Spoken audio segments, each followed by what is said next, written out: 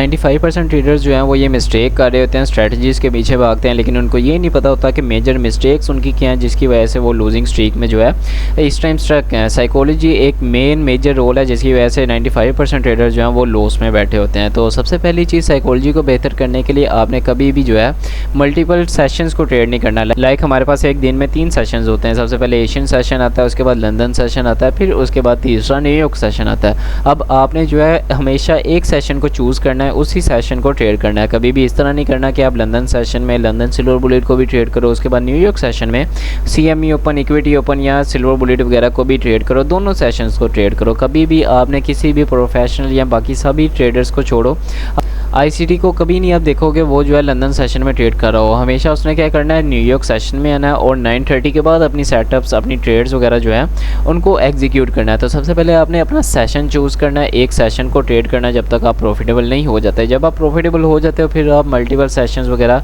यानी कि 2 सेशंस की तरफ भी आ सकते हो। तो सबसे पहली चीज़ आपने एक सेशन चूज़ कर लेना। अब वो सेशन आपका लंदन भी हो सकता है, न्यूयॉर्क भी हो सकता है, एशिया भी हो सकता है, जिसमें आपका एक एंट्री मॉडल हो। अब बहुत से लोगों का जो है एंट्री मॉडल ही कोई नहीं होता। एंट्री मॉडल से मुराद आपके वो सेट ऑफ रूल्स हैं जो अगर फॉर्म होते हैं आप एग्जीक्यूशन करते हो, अगर वो फॉर्म नहीं होते आप एग्जीक्यूशन नहीं करते। और एंट्री मॉडल आपने कभी भी किसी का नहीं देखना। लाइक बहुत से लोग क्या करते हैं सोशल मीडिया पे, जिसको भी अगर किसी को सिल्वर बुलेट को ट्रेड करते हुए देखते हैं वो सिल्वर बुलेट सीखना स्टार्ट कर देते हैं। अगर कोई CME ओपन पे अच्छा सेटअप जो है एग्जीक्यूट करता है वो उसकी तरफ चले जाते हैं। तो कभी भी किसी का कंसेप्ट, किसी का एंट्री मॉडल ट्रेड नहीं करना। हर बंदे की अपनी साइकोलॉजी होती है, अपनी ग्रिप होती है। उस बंदे के पता नहीं उस कंसेप्ट, उस मॉडल के पीछे कितने सालों की वर्किंग होगी, देन उसका जो है एक अच्छा विन रेट निकल रहा है। तो हमेशा आपने अपना एक एंट्री मॉडल फाइंड आउट करना। हर किसी का अपना डिफरेंट एंट्री मॉडल होता है। ICT कंसेप्ट्स ही होते हैं लेकिन उनको अपने हिसाब से मॉडिफाई किया होता है। जो चीज़ जो है आपको अच्छा विन रेट देती है, आपकी आइज़ जो है चार्ट पे जल्दी फाइंड आउट कर लेते हैं, वो चीज़ आपने अपने एंट्री मॉडल में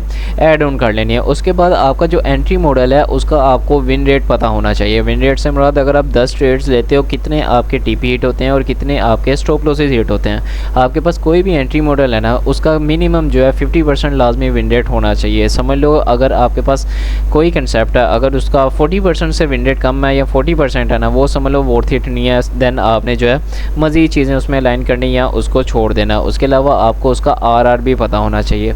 अब विन रेट और RR हमेशा कंबाइन करके यूज़ किया जाता है। लाइक विन रेट जो है आपका अगर 50% है, RR याद रहे आपका कितने RR पे वो विन रेट आ रहा है। अगर आप 1:1 टारगेट कर रहे हो, विन रेट हो सकता है आपका इंक्रीज़ हो। जहाँ पे आप 1:4 टारगेट कर रहे हो, आपका विन रेट डिस्टर्ब हो, वहाँ पे अच्छा ना आए। तो हमेशा आपका विन रेट जो है 50% या 50% से अबव होना चाहिए और RR जो है 1:3 मिनिमम। 1:3 और 1:3 से ऊपर जितना आप टारगेट कर सको, 1:3 ही मैं हमेशा टारगेट करता हूँ। तो अब मिनिमम जो है आपका विन रेट भी याद रहे। कुछ ट्रेडेबल डेज़ होते हैं जिनमें आपका विन रेट अच्छा निकलता है। बाज़ औक़ात मेरे कुछ वीक्स ऐसे आते हैं जिनमें मेरा विन रेट जो है 70% तक चले जाता है। और वहीं पे कुछ वीक्स मेरे पास ऐसे आते हैं जिनमें मेरा विन रेट जो है 60% या 65% होता है। तो हमेशा विन रेट जो है कभी भी कॉन्स्टेंट नहीं होता, चेंज होता रहता है। लाइक आपने विन रेट हमेशा जो है 2 नंबर्स के दरमियान में फाइंड आउट करना। लाइक मेरा जो विन रेट है समझ लो 60 से 70% के दरमियान होता है। तो इस तरह आपने अपना विन रेट निकालना है और RR मेरा फिक्स होता है। लाइक 1:3 मैंने टारगेट करना होता है। उसके बाद मैं जितनी भी होल्डिंग करता हूँ वो बिल्कुल स्मॉल पार्शल होता है। तो ये आपका पहला फेज़ है जिसको आपने सबसे पहले कंप्लीट करना है। लाइक आपने अपनी लर्निंग में ये चीज़ आपने कंप्लीट करनी है। उसके बाद आते हैं जब आप रियल अकाउंट की तरफ आते हो या फिर आप डेमो पे भी जब ये चीज़ें जो है आप फाइंड आउट कर रहे हो तो ज़ाहिर सी बात है इनकी आप एग्जीक्यूशंस भी करोगे। और एग्जीक्यूशंस आपने जब डेमो अकाउंट पे करनी है, जो आपके पास इक्विटी होगी, याद रहे आपने वही अमाउंट डिपॉजिट करनी है जो आप कल को रियल अकाउंट पे भी डिपॉजिट करते हो। लाइक अगर आपने जो है रियल अकाउंट में कल को $200 या $100 डिपॉजिट करने हैं तो आप इस तरह नहीं करोगे कि आप डेमो अकाउंट पे 1000 या $2000 डिपॉजिट करके आप वहाँ पे उस अमाउंट को ट्रेड कर रहे हो। नहीं, आपने वही अमाउंट डिपॉजिट करनी है जो आपने कल को रियल पे डिपॉजिट करनी है। और याद रहे रियल अकाउंट की तरफ आपने तब बना है जब मिनिमम जो है $200 लाजमी होने चाहिए। अगर $200 से कम आपकी इक्विटी है तो आपने रियल अकाउंट की तरफ नहीं आना, आपने सिंपल सी चीज़ फंडेड अकाउंट की तरफ चले जाना है। तो समझ लो अब यहाँ पे जितनी भी हम डिस्कशन करेंगे $200 यानी $200 की इक्विटी को लेके करेंगे। तो सबसे पहली चीज़ आती है रिस्क मैनेजमेंट। आपने रिस्क किस तरह मैनेज करना है। सबसे पहले आपका एक प्रॉफिट टारगेट होना चाहिए और एक लॉस टारगेट होना चाहिए।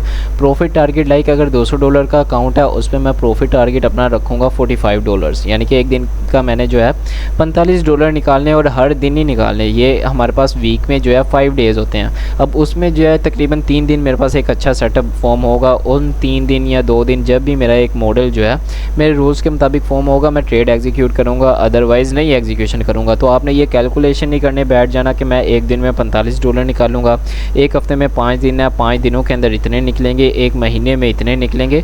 इसमें कभी भी ट्रेडिंग की फील्ड में एक कांस्टेंट जो है ना अमाउंट वो कभी भी नहीं निकलती, हमेशा जो है चेंज होती रहती है।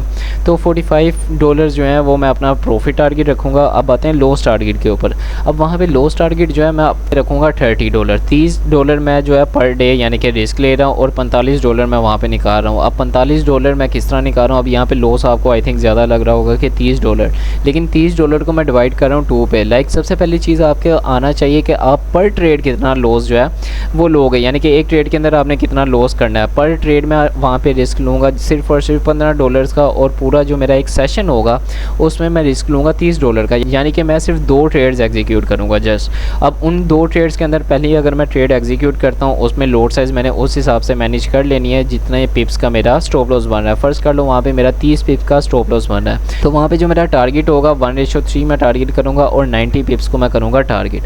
अब जब 30 पिप्स का स्टॉप लॉस है वहाँ पे $15 किस तरह माइनस होंगे, वहाँ पे मैं 0.05 की जो लोड है वो एग्जीक्यूट करूँगा। वहाँ पे अगर मेरा एसएल हिट होता है तो सिंपल सी चीज़ मेरे $15 जो है वो लॉस हो जाएंगे, लेकिन अगर मेरा प्रॉफिट होता है मैं 1:3 को टारगेट कर रहा हूँ, मेरा जो प्रॉफिट आएगा वो $45 का आएगा।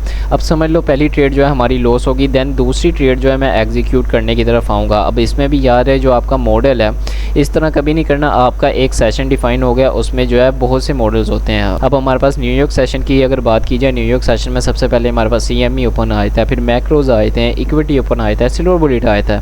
तो उसमें जस्ट आपने पहले जो है एक मॉडल के ऊपर ग्रिप करनी है, कोई 2 मंथ उसको देने हैं, फिर उसके बाद दूसरे मॉडल की तरफ आना है, उस पर जो है अच्छे से ग्रिप करने हैं, यानी कि आपने कोई 2 मॉडल जो है ना डिफाइन कर लेने, क्योंकि कभी भी डेली जो है एक मॉडल फॉर्म नहीं होता। बाजू का हमारे पास क्या होता है, CME ओपन ने कंसोलिडेशन करनी होती है, मैक्रो जो है वो मैनिपुलेशन करता है, फिर जो हमारे पास इक्विटी ओपन या सिल्वर बुलेट है वो डिस्ट्रीब्यूशन करता है, AMD वगैरह फॉर्म कर देता है। तो वहाँ पे हमने डिफाइन करना होता है कि आज हमारे पास कौन सा मॉडल जो है वो अच्छा प्ले होगा। अब फर्स्ट पे अगर SL लग गया, दूसरा आप जो है मॉडल वहाँ पे प्ले करोगे और वहाँ पे भी सेम चीज़ आपने रिस्क जो है सिर्फ $15 का लेना है। वहाँ पे चाहे आपका स्टॉप लॉस 50 पिप्स का बन रहा है, वहाँ पे आप लोड साइज डिक्रीज़ कर दो, 0.02 कर दो। इस तरह आपने जो है अपने रिस्क को मैनेज कर लेना कि पर ट्रेड आप लॉस कितना उठा रहे हो। अब याद रहे ट्रेड लेने से पहले बहुत से लोगों को फियर आ रहा होता है, वो ट्रेड नहीं एग्जीक्यूट करते।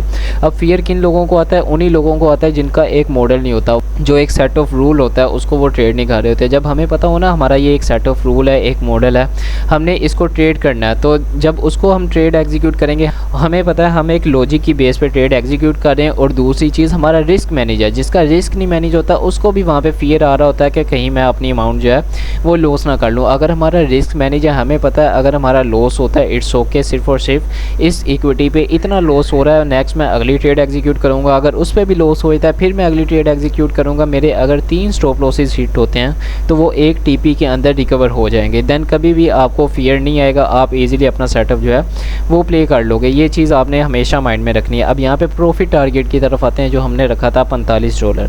अब अगर आपका पहला हो जाता है TP हिट, आपका $45 प्रॉफिट हो गया, लेकिन आपने पर ट्रेड जो नंबर ऑफ़ ट्रेड्स हैं, इसको मैं डिस्कस कर रहा था कि आपने 2 रखनी है।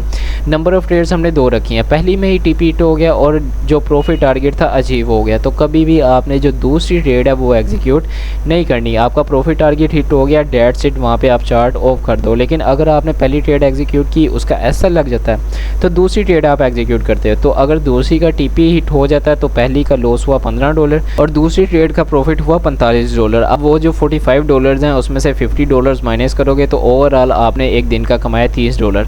आपका प्रॉफिट टारगेट जो था वो तो हिट हुआ ही नहीं, और जो ट्रेड्स थी आपने 2 ले ली हैं, तो उस कंडीशन में भी आपने चार्ट ऑफ कर देना है। तीसरी ट्रेड की तरफ आपने नहीं आना, क्योंकि आप 2 ट्रेड्स जो है वो ले चुके हैं। चाहे आपने फर्स्ट ट्रेड एग्जीक्यूट की, उसका SL हो गया, दूसरी ट्रेड जो थी उसका समझ लो TP नहीं भी हुआ, उसका भी SL हो गया या उसका ब्रेक इवन हो गया, तो आपने जो है तब भी चार्ट ऑफ कर देना। आपका $30 जो है वो माइनस हो गए, ठीक है, डेट्स इट। कल अगेन से आपका मॉडल फॉर्म होगा, आप वहाँ पे एग्जीक्यूशन करोगे। तो ये चीज़ें थी बेसिक्स ही आपने माइंड में रखते हुए जो है अपनी ट्रेड को एग्जीक्यूट करना है। उसके अलावा एक चीज़ मज़ीद माइंड में रखनी है, जब आपका एक ट्रेड का SL हिट हो जाए तो कम से कम आपने 10 मिनट तक वेट करना, और वेट करने के बाद आपने अपनी ट्रेड को एग्जीक्यूट करना। जब भी आप एसएल हिट होने के बाद फ़ौरन ट्रेड एग्जीक्यूट करते हो, वहाँ पे आप जो है अपने इमोशंस में ट्रिगर होकर वो ट्रेड एग्जीक्यूट करते हो। और कभी भी लोड साइज़ जो है वो रिवेंज ट्रेडिंग में या ये जो है सेकंड मैं वीडियो अपलोड करूँगा उसमें मज़ीद डिस्कस करेंगे इसको डिटेल से। तो कभी भी आपने लोड साइज़ भी इंक्रीज़ नहीं करनी। उसके अलावा जो जैसे कि मैंने बताया कि सेशंस आपने सिर्फ और सिर्फ एक सेशन स्टार्टिंग में रखना है। अब ये सेशन की क्या साइकोलॉजी है, आप फ़र्ज़ कर लो लंदन सेशन में ट्रेड एग्जीक्यूट करते हो, वहाँ पे आपका हो जाता है लॉस। अब अगर लंदन सेशन में आपने लॉस उठा लिया ना, तब आप जब न्यूयॉर्क सेशन में जाओगे ना, वहाँ पे आपके माइंड में वो लॉस होगा। आप न्यूयॉर्क सेशन में भी ज़्यादा चांसेस हैं कि आप लॉस उठाओगे। तो कभी भी आपने ओवर ट्रेडिंग नहीं करनी और डिफरेंट सेशंस को ट्रेड नहीं करना। तो ये चीज़ें हमेशा आपने अपने माइंड में रखनी है। बाकी मिलते हैं फिर नेक्स्ट वीडियो में।